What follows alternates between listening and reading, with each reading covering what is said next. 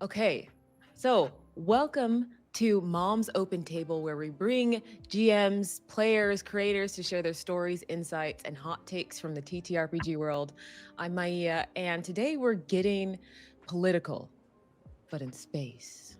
Okay, we are joined by Chase Kurkowski and Ryan Zenith, the minds behind Vesta Mandate and other works as well. Um, I would say, correct me if I'm wrong, it's a game about backstabbing, bureaucracy, and trying to keep a space station from exploding while you argue over the budget. Yes? Yeah, Uh, those are great descriptors. Yeah. okay. But before we dive into the nitty gritty of the Vesta Accords and all that good stuff, why don't you both introduce yourselves, tell us who you are, what you do in the TTRPG space. So we'll start off with Chase. Okay, so my name is Chase Kurkowski, and I am a game designer. I do some photography. I've been a software developer, all sorts of stuff. I have been making games for a couple of years now. We kind of came together in a little collective of designers here in Chicago called Story Games Chicago, and we started with a game called City of Blood and Plaster. 2.5 years ago now, almost 3, and that was like our us just playing games, making games, and then we were like, what if we just like released something, and that kind of started this path of, let's start putting more stuff out there. And I had been making video games in the past, but I had never really delved into tabletop. So and that kind of opened my brain up to the possibilities. And so that's sort of where I have been since then, just making more games. It's kind of consumed me in some ways, in both good ways and bad ways, how everything goes when you're obsessed with something. And so I've been working on new game ideas and building stuff ever since. So that's kind of where I'm at. Nice. And Ryan? Hi, yeah, thank you again for having us. I'm Ryan Zenith, fiction writer, teacher, and tabletop creator. I feel like I've been playing tabletop games forever. Like since high school, I started with D&D, but before that, I was playing so much Pretend, and I feel like I've just never stopped playing some version of Pretend. And I love tabletop games, and I'm excited to make them now with Story Games Chicago, as Chase mentioned. Okay, nice. Yeah, I think I like what you said there, Ryan, because a lot of us are playing Pretend when we're young, and then like at some point we get more jaded as adults, and then like it could go away. But I think it's good to hold on to that part of yourself. Yeah, I see it as a teacher. I teach middle school. Yeah. And I can see this slow transformation where suddenly playing Pretend isn't cool anymore and interesting anymore. Like my kids this year, like they started picking up stuffed animals and making little plays, and like it made me so happy because the kids in the previous years would never do something like that. I love that. Yeah. I wish more people wouldn't think. I don't have data on this, but I feel like people might think it's immature or something like that to hold on to your child self and play Pretend and tell great stories with your friends that you make up about dragons or Vesta Accords in space. Hold on to that. But yeah, so our first segment is called Who Raised You? Okay, so this is like a little bit deeper into your TTRPG journey. So we like to know how our guests ended up at our table. So let's talk about your TTRPG DNA a little bit deeper. I know that the Vesta Mandate has some strong DNA in Apocalypse World from what I was reading and like skimming through it, but it's much more structured and competitive than typical like PBTA games that I saw in that genre. So in terms of how you guys got into the story game side of things of the hobby, was there a specific game or piece of media that made you realize like, oh, I want to design this kind of game? Like, so where did it start for you guys in your journey that led you to producing this game here? Whoever would like to go first. Sure, I'll take it away. Yeah. So I have a really weird path into tabletop games. Okay. When I was a kid, I loved to play Pretend. I was the kid on our street, and I grew up on a street with a bunch of other kids in Love it. a town in central Illinois that was like decently sized. It was a college town, but it wasn't. So it felt a little bit more like suburby compared Okay. to like where I live now. Mhm. And I was one of the kids who loved to play pretend long into my later years of when other kids were like, "No, we're not into that." So I, missed those days. I have a vague memory of sometime when I was younger, an older kid on our street showing me what must have been Shadowrun or something, and Oh, like playing a one-on-one, just him GMing and me playing experience. It was either Shadowrun or Cyberpunk. I don't know 100%, but yeah. I have a vague memory of that. And then we never did it again. And I No. never played tabletop like RPGs at all until I was in college. I went to school for game design. I did a lot of video game stuff. And even all throughout college in game design, I knew so many people playing tabletop RPGs, and I never once played them. Either the tables were full, or I was just like, friends of friends with people who had tables and things like that. And I first got into a game of D&D through a work table at a corporate job that I had, which is so weird. Chase, that's the exact same way I got into it. Oh, that's That's crazy. the exact same way. At a work corporate thing. Yeah, Okay. And Oh my and God. it was especially weird because it was one of my, basically, who ended up being my manager, but was like in the structure, not quite. His wife came in and GM'd for us. So she would Oh. like drive. It was very strange, Yeah. but it was a lot of fun. And it kind of like opened my brain to that. And then eventually I started GMing because she didn't want to anymore. And we tried some other people and they all like didn't like it. And then after a while I was like, I don't know that I like D&D. Like, it's so much work. And so I've only been playing tabletop RPGs for a couple of years. Eventually I moved into Chicago. I was living in the suburbs before. Yeah. And I was looking for more people to play RPGs with because I was wanting more. And Yeah. I stumbled upon what was Story Games Chicago, but at the time was less of a design collective or whatever, and was just a group for finding tables to play at.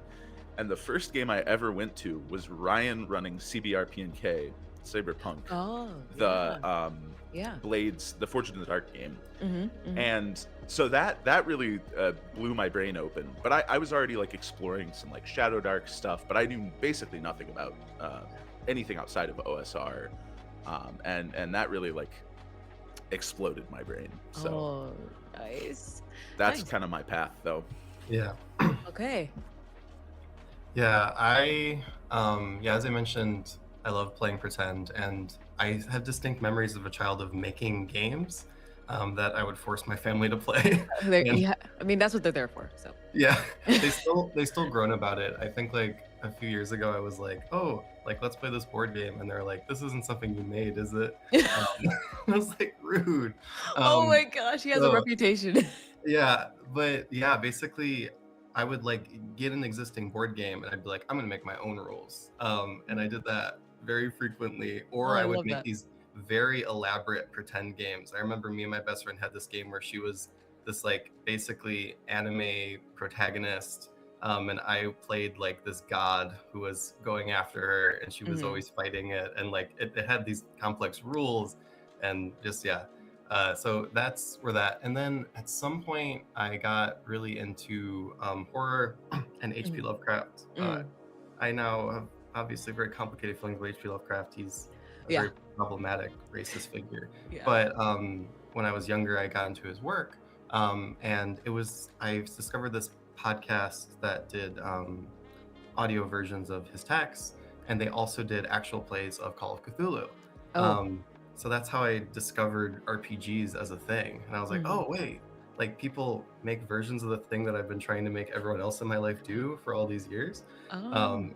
And so from there, I discovered D&D, and I played D&D from high school to college, like many long spanning campaigns. And related to Vesta Mandate, I kept wanting to make it very political, and the rule set does not support that.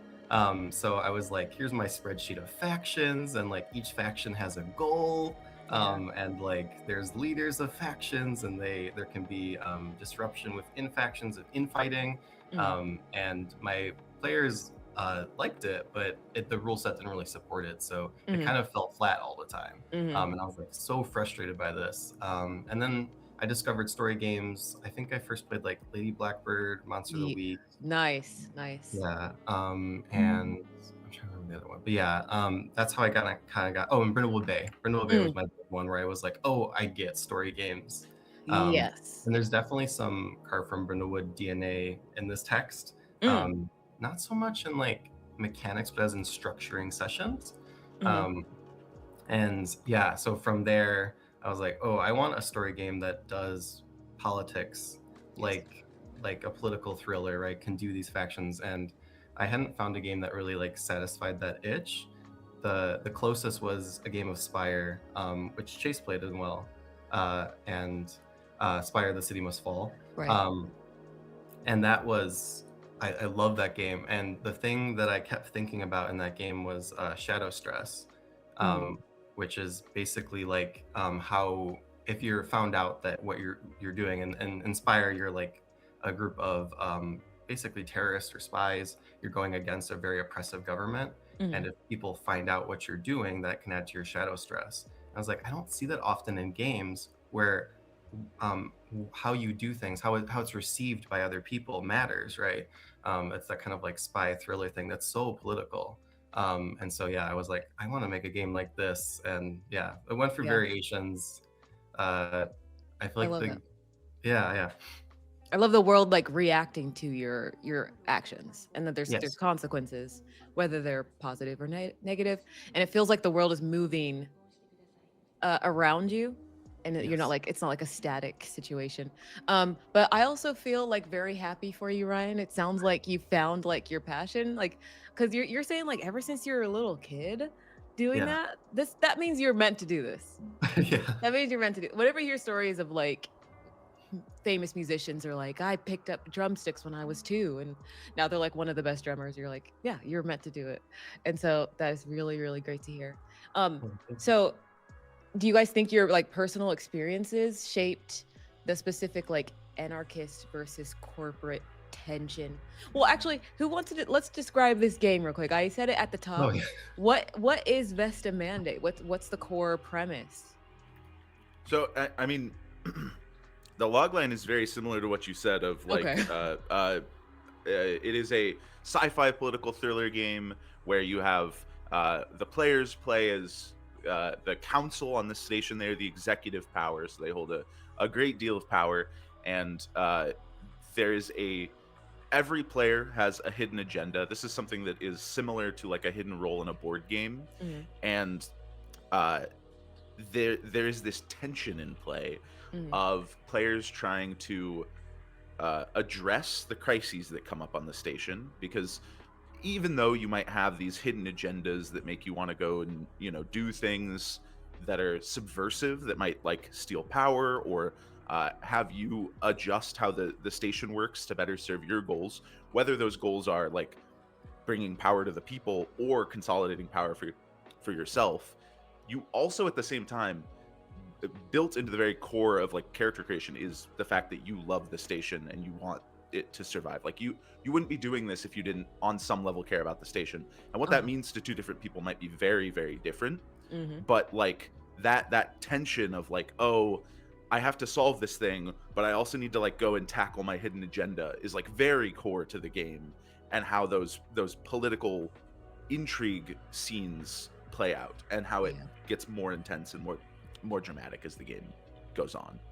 And I also Uh, noticed there are mechanics that that sound very like, oh, they're just for role play reasons. Like, no, there are. If you look at your character sheet and the certain rules, it's there for a reason. Like mechanically, they mean something. So when you have your secrets and hidden roles and your agendas and stuff like that, like I like the mechanicalness. It's not just flavoring. Like when you use certain things that I found. Um, do you guys think your personal experiences like shaped there's like an anarchist versus corporate type theme that I was seeing? Some type of Yeah. that tension? Where did that come Yeah. from? It's basically the story of the world, and we kind of Hmm. let players and GMs kind of mess with it and make it their own. Yeah, yeah.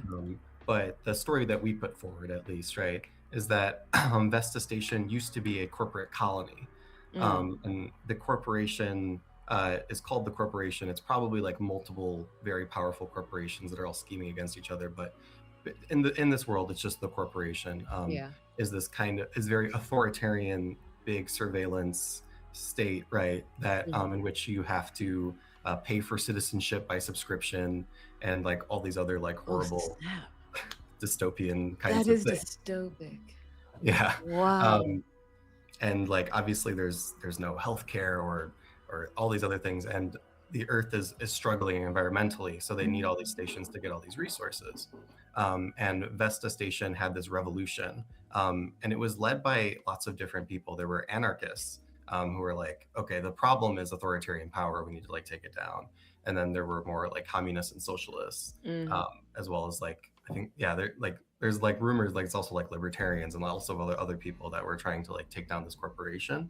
And that's like a fundamental tension of like corporation versus uh, uh, a kind of a socialist state in some ways. Yeah. Mhm. And I was inspired a little bit by like learning about the history of like socialist states and like communes and things like that. I think definitely influenced my thinking there. And as like a personal thing, I think Mhm. like I'm always thinking about power and like how like power manifests like politically. Um, I mean, like as a queer Yeah. person, I'm always thinking about power. It's like Eh, who gets to set the laws, who sets the norms, who sets what's right. yeah, yeah. Um, I mean, even in this game, like I was thinking a lot about my husband is an immigrant, and Mhm. we have to do a lot of visa stuff, like with his green card and things like that. Yeah, yeah. And so, as I'm making this game, I'm thinking about like, the powers that be get to set like my life trajectory, right? And Right, and how something it trickles down to the little man. yeah, yeah. So yeah, I Mm. think I think that's my like personal thing is an Mhm. interest, right, in socialism, Mhm. and like what does it look like to be a socialist state? What does it look like to resist corporate authority? Because I imagine a lot of people have experience working in corporate jobs that can be very uh, Mhm. Mhm. it can be very mind numbing, or it can be authoritarian. There can be like hierarchies and power structures. So I'm thinking about that, and then also thinking about my personal life, like Mhm. how power affects me like all the time, really. Like right now I'm doing paperwork, and if I don't get it done, like my husband can't stay in the country, right? So it's like I'm Yeah, thinking, yeah. state power. State Yeah. power, all the red tape you have to get through and the Hmm. paperwork and the fine print. Yeah. Absolutely. So this game is like very specific about what type of story it's telling. Was that on purpose? Was that like a specific because um you can't really take it and say, "Okay, let's make it a cozy game." And just No, go no, to a yeah. farm and just like it's telling a very specific story, which is great. Like if you're going to make something like stick to it. Like you guys have like stuck to your guns on what type of game this is, and I really appreciate that. Was that on purpose? Yeah, I mean, we were Yeah. pretty clear when we were talking about this all the way at the beginning that like the type of game we wanted to make was a game that was challenging, Mhm. not only to like these ideas generally, but also like more specifically to the ideas of like what Ryan was saying, like the idea of a socialist state, like that, an exploration of that, and Mhm. a sort of, I guess, a musing on that idea of like what does that look like, and how does that contrast against like the way that a lot of things are in America, even right now, of like large scale corporate power, and Yeah. now even more so than when we were writing it, large scale fascist power. Mhm. Um, and like those are huge things. I think it would probably be a different game if we were writing it now, Yeah. because the background political scene has gotten even more intense than it was when we were writing it. Mhm. But even when we were writing it, there was so much that was like channeling into it from the background of everything, and I think that's part of why there is such a like, this is the like socialist underdog state that is having this sort of scrappy fight against this big Yeah. power. Yeah. And I think there's a lot of elements of that that are, at least for me, very interesting to see play out in an actual game at a table. Mhm. Um, and so there's so much of those aspects that I really think were, I mean, when Yeah. this idea was created on a walk, or I should say created, but we like came to the idea of like, we need to make this game on a walk on a writer's retreat that we were on. We like went on a long walk, and we were talking about relationships and bonds in games, and we Yeah. like started extrapolating out further and further. And I think pretty shortly after that conversation, we were like, this needs to be a political game. Yeah. So, yeah, it was pretty early on. I love that. Yeah, that ideas start there. They start in the shower, like just the Yeah. most random places. Like that's awesome. Yeah. Um, But you have anything, Ryan? yeah, I think I just want to say Yeah. like it definitely I think it's harder to make a political game cozy. So yeah, we were like Yeah. very very intense about we want this like specific kind of game. And I think it's because when I wanted politics in my games before, Hmm. it would fall flat because the systems didn't support it, right? So I was like very intentional being like, okay, this we have to build in these things. We have to build in that you love the station and that you want Yes. very specific things out of it and Yes. that people will oppose you. And like those like pillars are essential for making that kind of serious political game, I think. Yeah. And this game, which some people don't like, it has like intentional PvP. I would say, like you are going against the other players. Like you guys all have secret agendas, and you want to move them forward. So what do you guys have? What do you guys say to people who like don't like those type of mechanics, or how do you guys um, come across that like in a healthy way? Because it's still like a it's shared story, collaborative storytelling, right? And we don't want to be just I don't know. There is backstabbing, but how do you find the balance between still like telling a story together cohesively? Yeah, we talked about this a lot when we were debating whether or not we wanted hidden agendas. And one of the big things, there's a big tension that we ran into a lot when we were designing this of like creating a narrative, like political intrigue moment Uh-huh. versus building mechanics that incentivize players to create it themselves. And a lot of the things that incentivize characters to build those moments themselves are things that are going to create some level of conflict, Mm-hmm. whether that's just in narrative or not. And I think one of the biggest things that I had in my mind as we were talking about this and that we discussed was like that by its very nature, having a game that has semi-competitive elements is going to mean that it's not for everybody. Like some people Yeah. will know that like they don't want to be the person who is going to be sitting at the table and someone else is like scheming behind their back or whatever. Mm-hmm. The flip side of that though is like if you're playing Secret Hitler, if you're playing like a board game that is a hidden role game, Like there's werewolf. werewolf Yeah. or Yeah. mafia or whatever. Love There's it. an element in those games of like straight to face lying to people Mm-hmm. that can turn some people off really badly. And I've Mm-hmm. heard people talk about this before, how they really sometimes don't like that element. Mm-hmm. Whereas playing a story game, you don't often get that.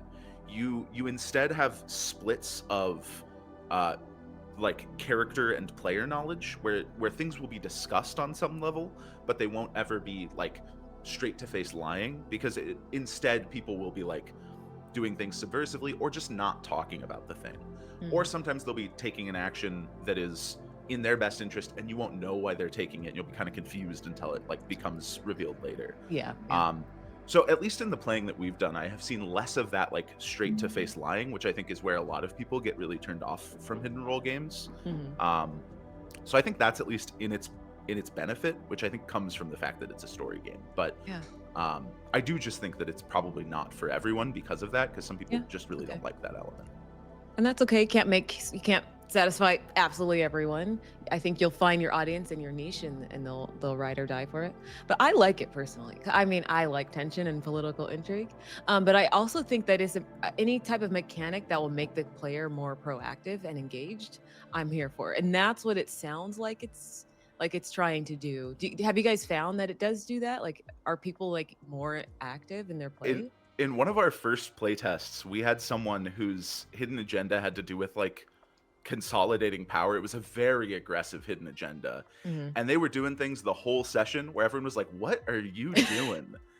And by like the end of this one-shot playtest session, and this was pretty early in development, Mm-hmm. they were like basically consolidating the security forces under their own power. And it just like happened out of nowhere. And we were all like, what is happening? And the entire table was like, oh, if we were playing a long game, like shit would be going crazy now. Like, so there have been moments in play where someone is like, oh, my agenda has driven me to do something, and everyone's a little confused for a little bit maybe, but all of a sudden I like the switch flips and everyone realizes what's happening, and play just like snowballs. And that thing happens as well when like we've had moments where someone like says something that they shouldn't, to a character who shouldn't have the knowledge, not in a hidden agenda way, but even just in like a they reveal too much, like Yep. they're not being politically savvy kind of way, and the game just like kind of There you snowballs go. as well. So we've had very, very good like politically intense moments in some of our playtests. So I love that. I love that. Okay. Um, I think I had another question because I don't know, I think that's awesome. Oh, I was gonna say on a meta level, I think it's good that we all just know that the mechanic is in the game. So it's not just like, oh, me and the DM, like we just talked in private messages and we have a secret that you guys don't know about. It's like, yeah, we all know we have hidden agendas. If somebody that acting weird, it might be because of that. And I think I like that better than just having a secret, but nobody knows about it and you're just acting weird. I'm like, what are you doing? I like to know, at least on a meta level above table, that Yeah. there's And we something have some advice in the book about how to play it more or less competitively. Yeah, So okay, if you okay. would want to downplay the competition, you can as well. It Okay. is like competitive slash cooperative too, right? Yeah. Because you play as counselors, you're like the leaders of the space station. And explicitly in the rules in character creation, what do you love about Vesta Station? Hmm. So like it's essential that you care about this station. So like there's these crises, which are like modules of play of things that happen, right? And if a crisis means that Vesta Station is in danger, like all of you are motivated to protect your station, right? Nobody Yeah. wants to destroy it. Um, but you all have like very different ideas about how the station should be governed. And I think that helps because it's like you're on the same team, you just have very different goals. And Yes. yeah, that's what, so which is it's so true to That is any so true sort to of life. political sphere. Yeah, Yeah. as soon as you said it, I was like, true. Very, very true. And the other big thing there is like in those moments where someone does take a really big action, Hmm. oftentimes that does lead to a crisis being less the focus because they're like, oh, we got to go focus on this other thing, which this is also very true to life of if someone does something that is big Hmm. and like is consolidating power or is shifting the way that things work in a way that angers the rest of the people who are running the power, Yep. then oftentimes that can pull attention away from the thing that is actually endangering the entirety of the establishment. And that creates interesting tension as well because now everyone's like, we got to go stop whatever this person's doing, but there's this festering wound over here of institutional problems or of some actual big crisis that's going on, which is maybe too real, honestly, as I'm saying it out loud. I mean, yeah, no, you guys are very bold in what you're trying to say with this game for sure. And I think, I come to games a lot of the time because I'm like, I want to escape the real world. But this game does bring in like stuff that will just be like, oh, wow, this is very true to life right now. Did you guys put it in space to kind of help draw another barrier to help be like, okay, this is fiction though, just as a reminder. So why space is my question. Why Yeah. why that sci-fi element? All of our biggest inspirations have to do with space, so there's just so Okay. much like A Memory Called Empire, The Expanse, Andor, like so many Ooh, things. And yes. we could talk more about those, but I'm curious to hear what Ryan has to say about this because I don't know that we ever really talked that much about it. We were just like, of course it's in space. Oh, So- yeah, it's in space. Yeah. So I think, yeah, I was definitely inspired by a lot of sci-fi things. And this kind of emerged out of another game I was working on, which was a space colonization game. Hmm. About like it's kind of like if you're familiar with City of Winter. I was trying to make City of Winter, but as space colonization. Go Mm. back to that project. Anyway, but like family generational Yeah. sagas while you're colonizing a planet or settling a planet. Mm. So it emerged out of that. I also think a space station is a very particular environment. Hmm. Our forms of capitalism probably wouldn't thrive on a space station, right? Because like the resources have to be allocated a certain way. Yeah, Even yeah. the government has to be different, right? People can't have guns. That is an existential threat to everyone, Hmm. right? So there's like little things like that where a space station is a very particular environment. Yeah. And it's a pressure cooker, right? Because you Yeah. can't really leave. Like there are other space stations, they're very far away. And so you're kind of stuck in this environment. And yeah, I do think space can kind of allow you to, we're getting off we're getting off Earth, so I think you can get a little more escapist, a little more. Yeah. Something we write about is like, I hope that this game allows people to either imagine better political realities Mm. or contend with our current ones, or even face worse ones, right? And I Mm. think that's what like good political science fiction, I'm thinking like Ursula K. Le Guin or Octavia Butler, like those Yes. authors, what they really inspire in me is to contend with political realities or imagine worse ones. And so I hope the game can do that, so it can be escapist but also allow you to deal with some big political problems. I love it. Or making it worse. We can make it worse. Okay. You Challenge can. accepted. Depending how Something you we play. talk about. Something we talk about a lot between the designers of Story Games Chicago, or I should say we've talked about a decent amount, is the idea that one of the best aspects of tabletop games, but especially story games, is this idea that it gives you a relatively safe space to like contend with things that are otherwise difficult. Yeah. And I think there's so much room for games to work as a place where, like, especially when it's you and like your close friends, where you can sit down and you can play games that have like tough subject matter. Yep. And you can really engage with that in a way that is like a thing that can grow you as a person or help you work through how you feel about something. And I don't think every game should be that, right? Like I don't Yeah. like, obviously that would be rough, but like Yeah. there's space there for that, and it's one of the few mediums that does that in a way that is interactive and allows people to like have really good control, like control over the dials, Yeah. to make it really safe and all that. So Yeah. And sometimes you need your cozy games mhm. where you're trying to just help the farming village. Totally. But I love that the TTRPG space has room for everybody, for every type of player, every type of story you want to tell. And this one's coming in telling its type of story. So our next segment is called Mom's House Rules. This is where we talk about any type of like GM and player advice. So every house has its own rules, and Vesta Mandate definitely brings some new rules to the table. And I want to dig into how the game actually plays a little bit more, because it feels, like I said, it's very distinct. And again, I love that this game knows exactly what it is. It's not a dungeon crawler, it's a political thriller for sure.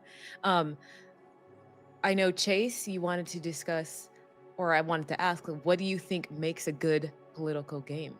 What is that? What is your house rule in a sense for GMs trying to run political intrigue? How do you keep it exciting without just like feeling like a boring board meeting that you guys are playing through? Yeah, I think the biggest thing is to, and we do almost all of this through the crises, Okay. which are modules at the end of the book that build out a scenario. They build out factions, they build out characters. Okay. The biggest thing is to have interesting characters that all have interesting motivations and unique factions, and then set that in a place where there are tensions and actual things that are going to like clash up against each other. Because it's hard to build any sort of actual political tension when everyone's just like, yeah, whatever.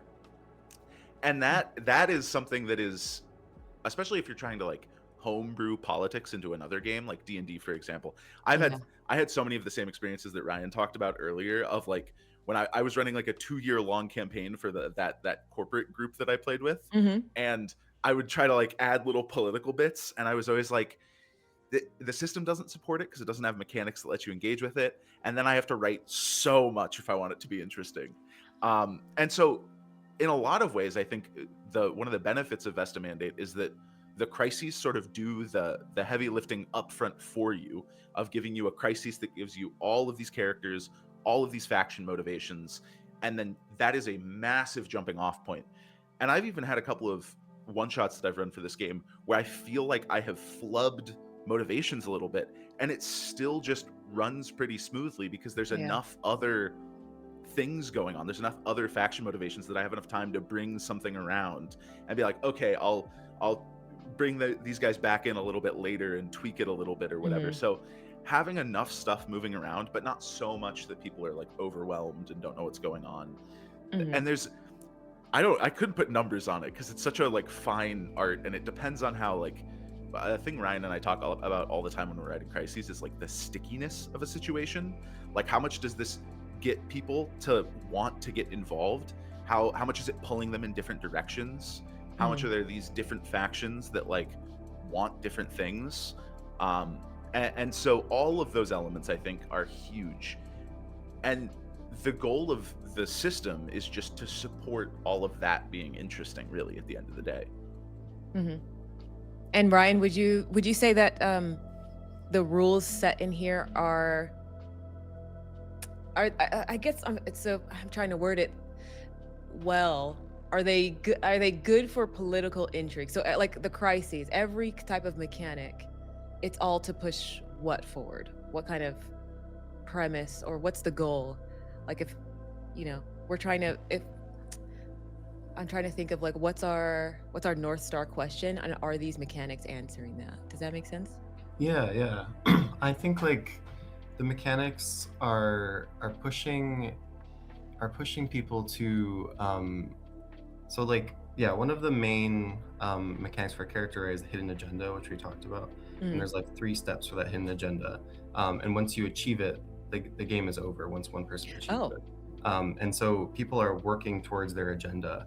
And I think like the North Star of the game, I think in a lot of ways, is that people have very distinct beliefs, right? And they want to accomplish their goals, Yeah. right? And everything in the game is, can you accomplish your goals? Like, what if you get seen by a certain person, Mm. right? How are you going to do this discreetly, right? What alliances are you going to form in order to do that? Mm. What enemies are you going to make? What obstacles are you going to come to either within your society or other states or countries? And so, yeah, I think that's the thing, is like, how do you achieve your political goals while also being a respectable leader of this country, right? And so, yeah, I think that's how I would say it. And so, yeah. Yeah. One thing I noticed is that it has like the roots in PBTA, but usually you'll have your 2d6 plus something. Like if you're playing City of Mist, you add on the tags, or to add +1 to whatever your role is. But this game, correct me if I'm wrong, it doesn't have anything like that, right? You don't have like a 2d6 plus a modifier. It's always. Can you clarify that mechanic again? How that So works? our biggest inspiration is Pasión de las Pasiones, which Okay. is a PBTA game made by Oh. Leon Gambota, I think is his name. I'm Uh-oh. sure Ryan might be looking it up right now, but fantastic PBTA game. It is a Yeah. telenovela PBTA game, Yes. Yeah. and it is incredible. His big thing that he did on the PBTA format is he, It's instead of Brandon Leon Gambetta. okay, so I was Yeah, Brandon almost Leon there. Gambetta. Yo, Yeah. almost. We'll give me 20 out of 100 on that one. That was Okay. rough. But his biggest thing was shifting away from stats and into questions for his moves. So each of our Right. moves Yes. has questions just like his do, and we differ a little bit in the way our questions are structured compared to his, but we have a similar idea. The Mhm. big upside with questions is they, rather than just relying on a stat and thinking about what does this stat apply in this narrative, does this stat apply for your moves or whatever, Yeah. instead the questions ask you to engage with the narrative. So there are some questions that you might need to like do something in the narrative in order for that question's answer to be yes. So this, or some questions are a promise of things to come. Mhm. So saying like, yes, I'm willing to risk myself in this or something like that. Yeah. And that gives you, as the GM, that gives you a lot of room for players to use moves, and then those moves to be incredibly dynamic. So they can, shift the narrative much more than just having a stat engage with it. Okay. So that was probably our biggest inspiration for this game mechanically. Does it slow down the game at all? Because I'm thinking about that, that kind of core, like the role resolution. I'm wondering if you have to like sit and stop for a while to make the question true, or just to make sure that it is true, double check. That's an interesting Yeah. question. I would say that it doesn't slow it down any significant amount. I'm sure there are probably questions in there that would slow things down a little bit, because there are a Mhm. couple that do rely on like some amount of um, positioning of some Mm. kind. Okay. Um, the idea generally would be that if you're going to do a move in a scenario, or if you do something that would trigger a move, or if you would like to do a move, that it would be based on whatever you're doing right now. And so if players, that just then depends on whatever the players have set up narratively ahead of Yeah. time, right? Like if players have said like they want to talk to someone and they are just going to do it out in the open, then that's very different than if they're going to like talk to them in a secluded place. um Okay. so Yeah, Okay. would it might be helpful to like just read out a part of a move. Yeah, Um, yeah. Let's read out a move. yeah, so there's a move called Do My Dirty Work. Okay. And the description is when you talk to someone beneath you into doing your dirty work, roll with the questions. So you're going to roll 2d6 and you're going to answer these 3 questions. The first question is, do you meet in a place where you can speak openly? So that's a pretty clear yes or no, right? Are you? Yeah. And it's important, right? Because if you're going to this underling, you want to speak openly with them, right? And the Mhm. second one is, are you willing to risk a reprisal from them? That's a yes or no question. If your underling gets upset about what they have to do, are they going to have a reprisal against you? And then the third one is, do you blackmail them with a secret? So those are, I think, pretty clear yes or no questions that should Mhm. go pretty fast. There's other moves that, as Chase mentioned, that might require a little more thinking, but this is like a very common move because this is such a thing in political thrillers where Yep.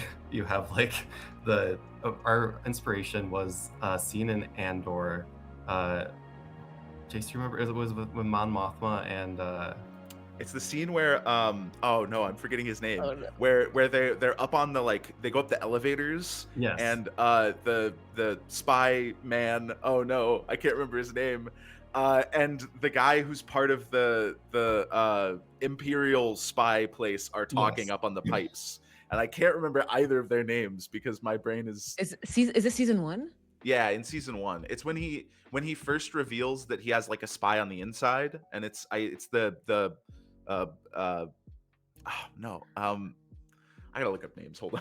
Okay, so this is Luthen Rael, Yes. who is a secret part of the resistance against the Empire. He's Um, the one that has his own business, right? And he has like yes, the secret codes in the back. Yeah. yes, and he's meeting with Lani Jung or Jung, who is a member of basically the Imperial CIA, and he's trying to get information out of him. And definitely, Luthen has a lot more power than this man, Yep. right? And is willing to use it, right? Mhm. But there is a possible reprisal that Lani could do with the position he has. So yeah, that we were definitely inspired by that scene, as well as others. Yeah. Yeah, and Skarsgård, that's his last name, right? The guy Yeah. who plays him.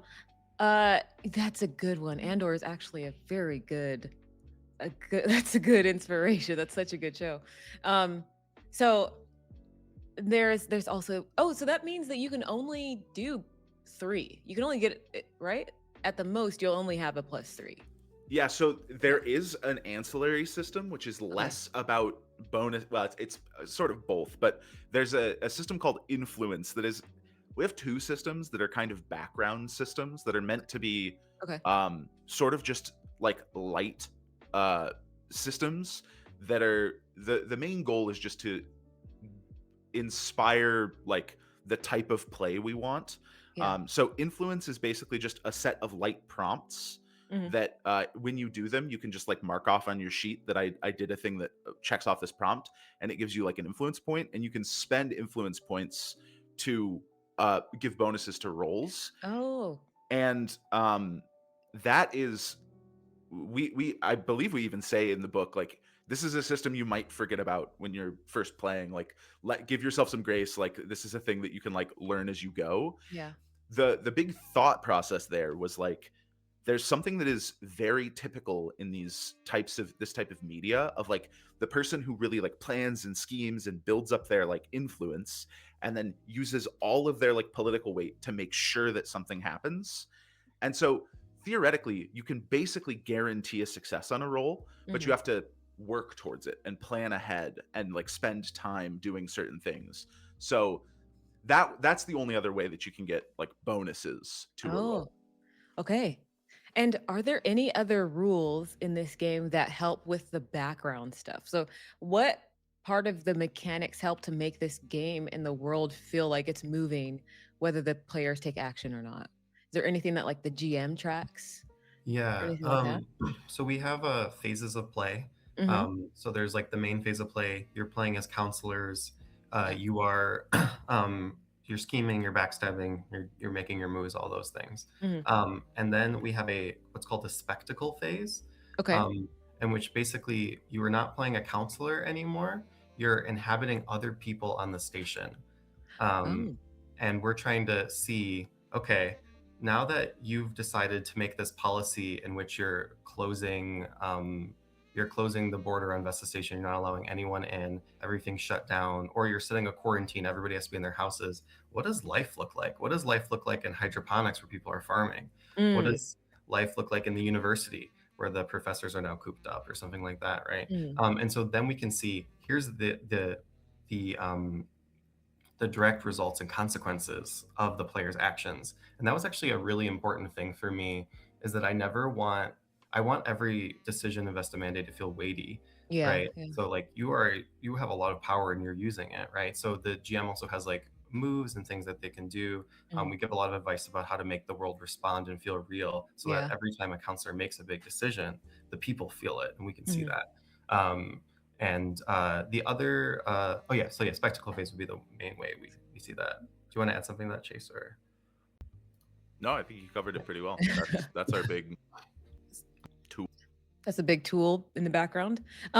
So the more that we discuss this game, I'm thinking that there are many moving parts. I'm currently running my own political, like gritty political, like fantasy game using Legend in the Mist. So kind of based in PBTA as well. So um, but there are a lot of moving parts. I think that's just intrinsic to political intrigue and thriller and lots to track people like names, who you just backstab, who backstabbed you, what's moving in the world, what clock is ticking, clocks are moving. Um, is there if people feel like there are a lot of moving parts, how is it with this game? Do you think it's manageable? Do you think like I think this game inherently needs like at least at the very least 3 sessions to get a really good feel for it.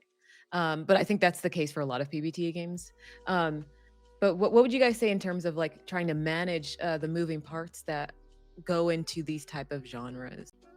One of the biggest things, Mhm. I mean, this is a huge reason that a couple of our like small ancillary mechanics that we wrote, we were like, do not worry about these the first time you play. Yeah. They're very cool for building out like characters in the world and for giving better like influence for what the players do. Mm. But like they're not going to break the core of the game if you don't engage with it. Similar to what Vincent Baker talks about with his like the way that the PBTA game is like in layers and collapses in on itself. Yeah. If you're playing the core of it, you're still going to play the game. You could ignore like 90% of the game. You're still going to play the game. But all of these additional layers of mechanics and systems, they sort of stack on each other to help the game play out. Like you could play this game with basically just hidden agendas Yeah. and just freeform role play, similar to what like Vincent Baker has said about PBTA or Apocalypse World, sorry. Yeah. Where like you could play that with like basically just 2d6 rolls to decide things and no moves. And you could do basically the same thing here with just hidden agendas and that. And like you'd probably have like a thing, but it would be very different than, the second you start to layer those mechanics on each other. In terms of like manageability, I think the biggest thing that we do for that is the crisis modules. Having a bunch of pre-written stuff that lets GMs Yeah. not only have something they can just take wholesale and play, but also something that they could tweak a little bit if they don't like a part of it, or if they want to investigate a part of it further as like more of a core element of the story. It's huge in my opinion for that kind of thing. We also have a bunch of sets that we've built into here, which are basically just locations. And we have a Okay. map that you can use and stuff like that. So there's a bunch of little things here and there that make it so that it's it's easy for a GM to pick and pull what they want. Mhm. And, if there's a couple of mechanics that they're like, these are too much for me to focus on, then, drop some of those outer mechanics, focus on, the play at the core of it, and, make the game you want to play, right? Awesome. And I like that it does seem like secrets are currency. It's kind of like the some type of points or a pool that you can gather and use. Um, I think you can reveal a secret, right, to boost a die roll. It sounds like that was one of the mechanics, how that worked. But for people new to this game, how do you encourage players to actually use that ammo rather than like hoarding it forever? That is a thing that is very common when you have this kind of meta resource. Do you want to go ahead, Ryan, or I can? Yeah, maybe you should go. I don't know. Okay. So the biggest thing with secrets in terms of like using that, making sure people use them, Mhm. is incentivizing use of them non-mechanically. Mm. So, and we have a couple of notes about this throughout like the secrets section, and I think we talk about it in one or two other places. But the big thing is like secrets don't have to be an all or nothing thing. Like you can use it in a very wheel and deal kind of way, Yeah. and this leaves it more up to the GM, but where you're talking to an NPC or you're talking to another counselor and you're like, remember, I know something about you, or maybe they don't even know and you're like, hey, I know something about you, like you better cooperate. Yeah. Yeah. And maybe they don't listen to you, and then maybe you do have to use it, or maybe they do listen to you and that helps you kind of, work your way towards the outcome you wanted without having to use the secret and out it or whatever. But the moment of building the secrets about each other at the beginning of play is such a impactful moment because it Mhm. creates these ties between everyone. Ryan wrote a line that I gotta find because it's so goddamn good. It's every time I read it, it kills me. I was trying to pull it up here, but okay, here. He wrote, as counselors, you have worked together for some time. You attended the same elite universities, ran against one another in elections, and encircled one another like sharks in the same social pool. And I love that last line, the like sharks in the same social Yeah. pool. True. And that's really the feeling we're trying to get is like, you know that counselor over there was spending money to bribe X faction because you guys came up together and you heard about it through the grapevine or whatever.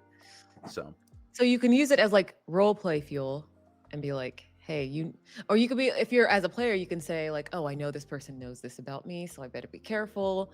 Mhm. Or I can use this against you. Do you really want to do this right now? Yeah. That type of stuff. And then, but you can mechanize it if you want to. Yes. Yeah. Okay, And, love and that. since we talked about how like moves, you can't get more than 3 bonuses and you can only get influence, people are incentivized to end up using secrets, right?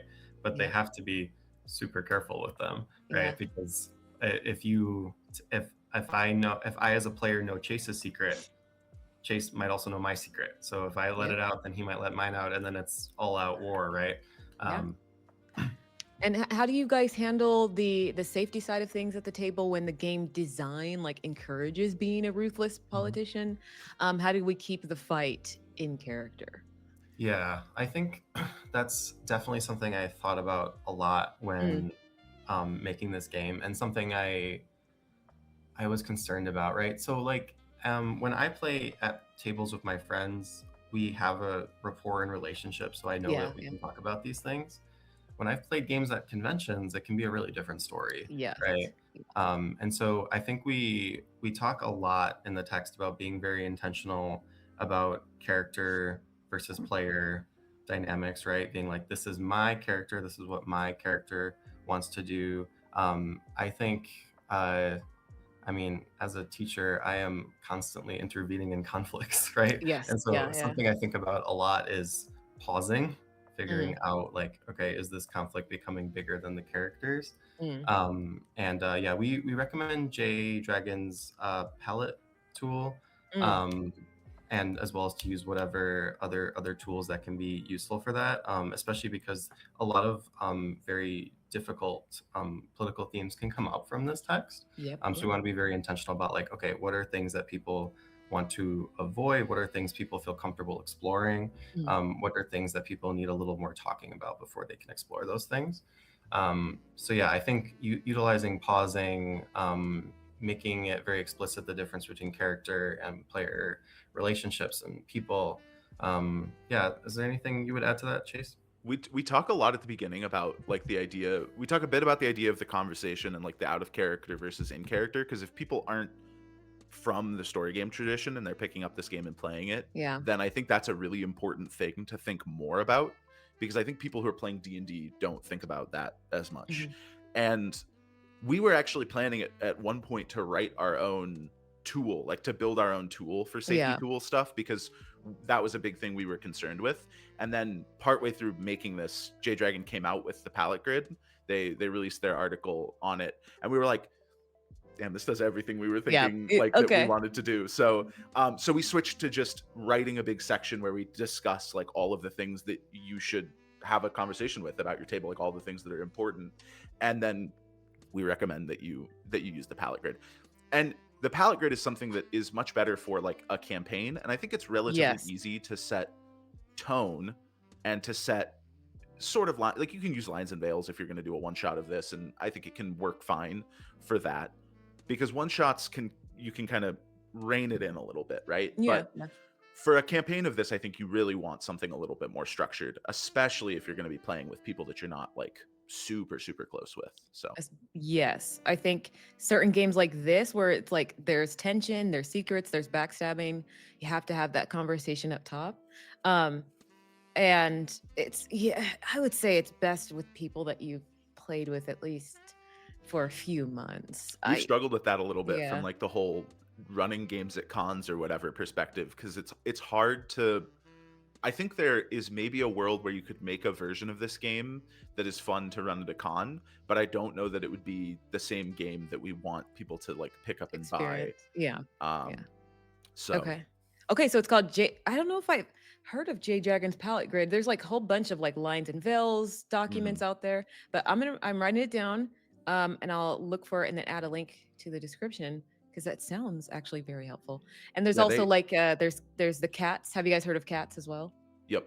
Cats is really good. We have a cats built into the session 1 procedure for the game as well. Oh, nice. So, and our session 1 procedure I think also goes into a decent amount of like consider tone, consider, all this stuff. Yes, love that. Respect the tone, everybody. I have another question because I want to run an actual play for this game. 3 to 5 episodes, a mini-series, Vesta Mandate. At some point this year I want to run it, and since I have you guys here, you guys are the creators, okay, the best people to ask. Do you have any specific advice for a GM running this for an audience specifically? Are there specific mechanics like spectacle or hidden agendas that I should really lean into to make it pop for the viewers? What should I watch out for to keep pacing tight? What do you guys think? Because I don't know. I haven't seen any actual plays for it, so I know it's a little. You have to switch to a different part of a brain a little bit. Is there any advice you guys have? That's a great question. The first thing that comes to mind for me is spectacle is such a great moment of play. Okay. And we haven't done any recorded or actual play content, but I think there are probably ways that you could lean into the spectacle like moments a bit and just make sure you like accentuate those to create moments where you have very distinct like here's the like leading action, then here's the consequences, where you get much more depth into like what is the station, what's happening on the station. So I think there's probably some really cool stuff you could do there, and that's the first thing that pops to my head. Yeah. We haven't talked about downtime, but it's also for me a really important part of the game. It's the other phase of play. So there's like our main crisis action phase, and then you have spectacle, and then we have downtime. And downtime is kind of how we see these counselors in their daily lives, right? So in The Expanse, I think of like Avasarala's family, and Andor, I think about Mon Mothma and her family. Like what does it Mess. look like when your counselor comes Mess. home? And like things get messy, and like how do they deal with their home life? What is their connection with their family? I Hmm. think that really grounds them as people, Yes. right? Yeah. And Yeah. so Yeah. and I think like getting back to my earlier point about like power should never feel abstract. Like Mm, power should always feel real and lived in and consequential. mm. And I think downtime is one place you can really see it. Um, yeah. Okay. Downtime has Any? also probably been some of our best moments in Oh play. yeah. Like we've had some really incredible moments in downtime. I mean, in most games, I would say that's a really good spot to really chew up the scenery. Like in what's it called?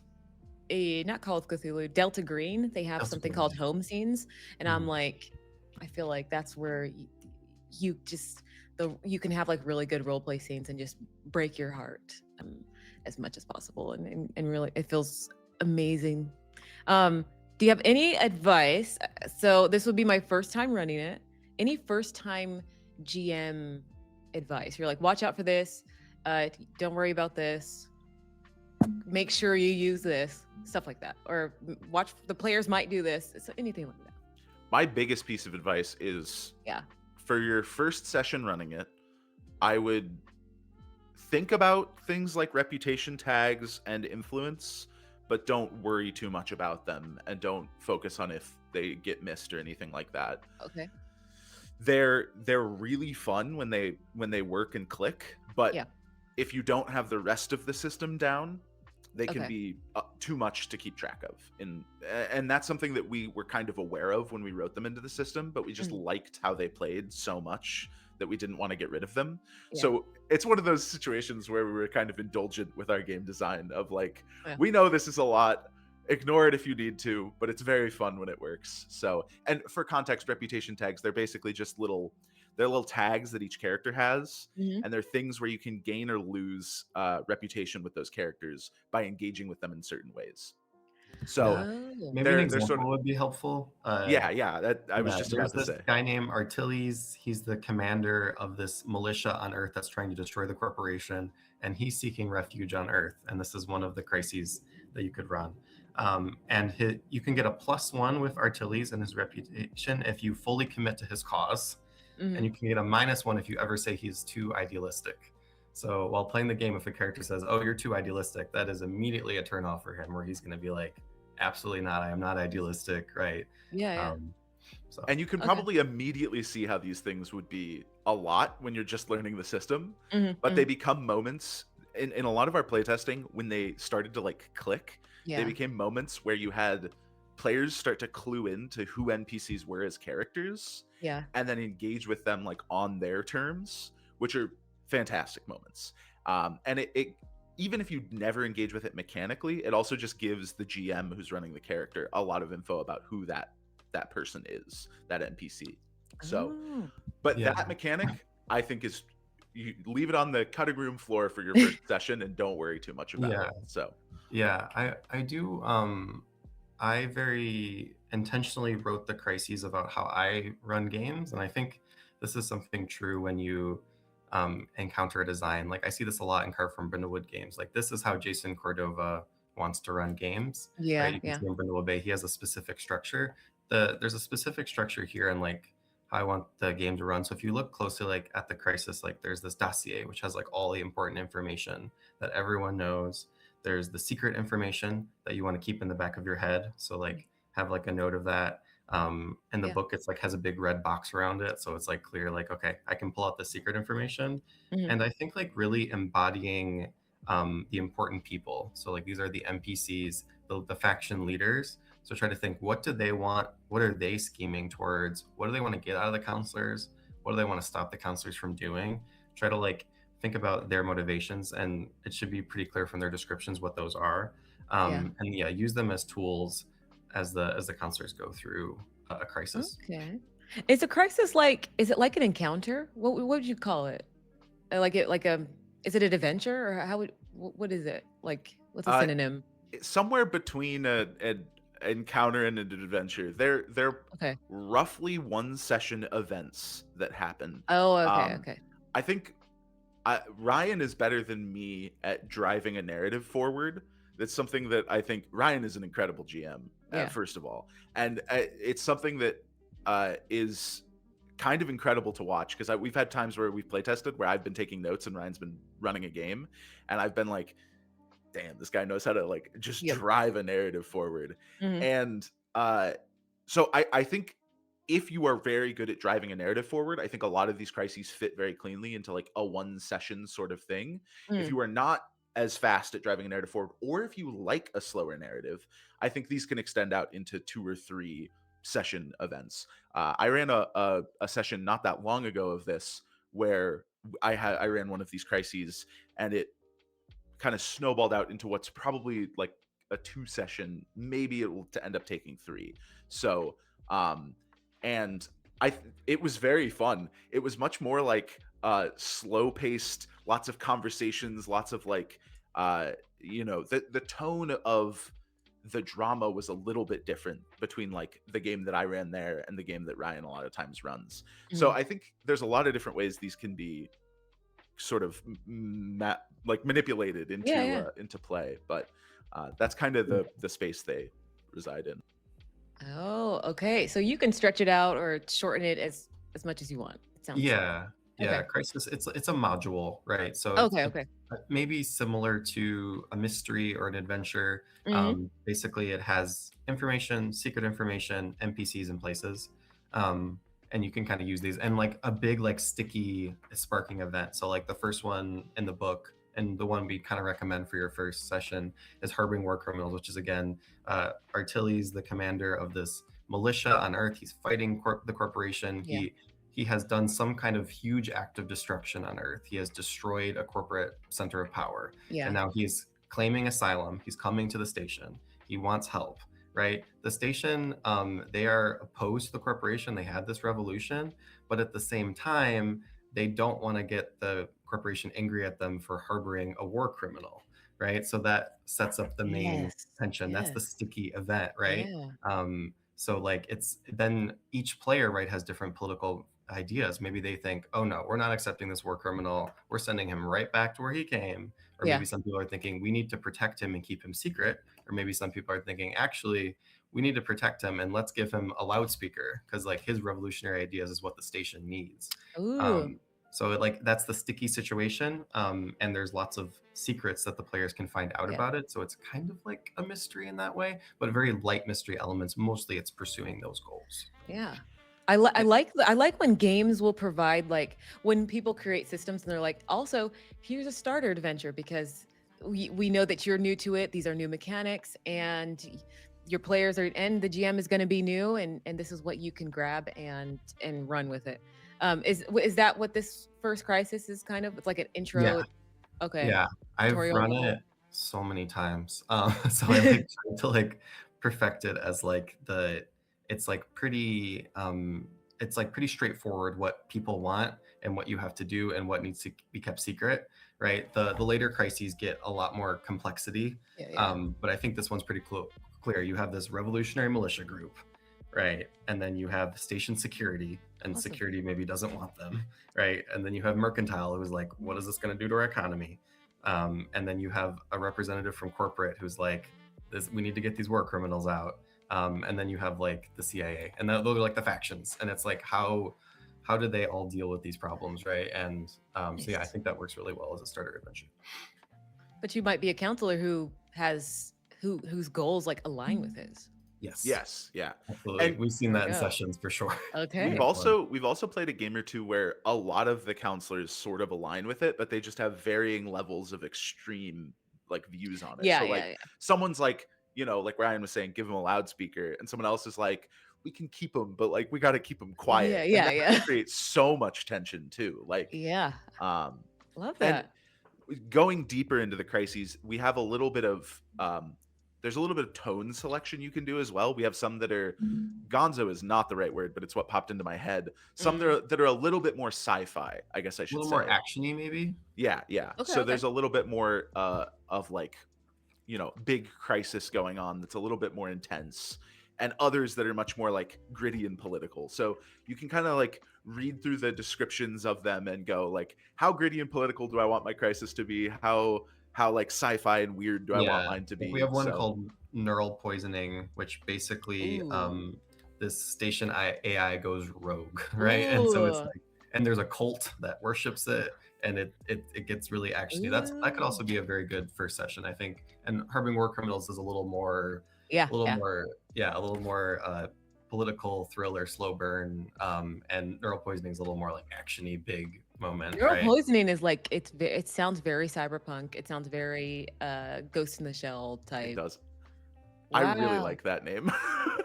That's I'm a big awesome. fan of that name. The sound of the bell has rung, everybody. That means we are wrapping up. We've been talking about Vesta Mandate with Chase and Ryan.